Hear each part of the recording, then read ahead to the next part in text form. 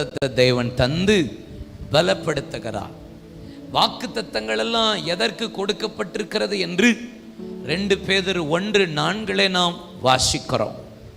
தேவன் நமக்கு கொடுக்கிற வாக்குத்தத்தங்கள் எல்லாம் இந்த உலகத்தில் உண்டான இச்சைகளுக்கும் கேட்டுக்களுக்கும் தப்பி திவ்ய சுபாவத்திற்கு பங்குள்ளவர்களாகும்படிக்கு மகா மேன்மையும் அருமையான வாக்குத்தத்தங்கள் நமக்கு கொடுக்கப்பட்டிருக்கிறது.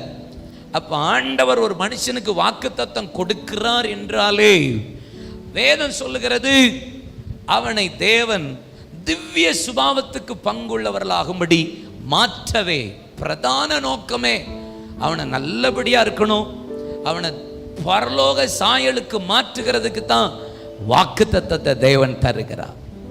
பவுலுக்கு இந்த வாக்குத்தத்தத்தை ஏன் கொடுத்தார்? அதை பவுலே சொல்றார்.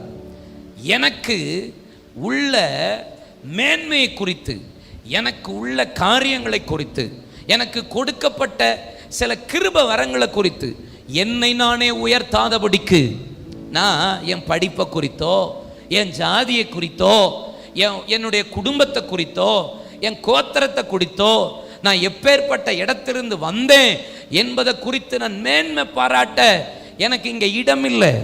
நான் மேன்மை பாராட்டணும்னு நினைச்சிருந்தா எனக்கு எவ்வளோ காரியங்கள் இருக்கு, ஆனால் நான் மேன்மை பாராட்ட எனக்குள்ள சில காரியங்கள் போராடிட்டு இருக்கு. அதனால தான் எனக்கு இந்த முள்ள கர்த்தர் கொடுத்துட்டு ஆண்டவர் சொல்றார், உன்னை நீ உயர்த்தாதபடிக்கு ஆண்டவர் கிருபையை தர்றேன்னு சொல்றார். ஏன் இந்த வாக்கு தத்தம்?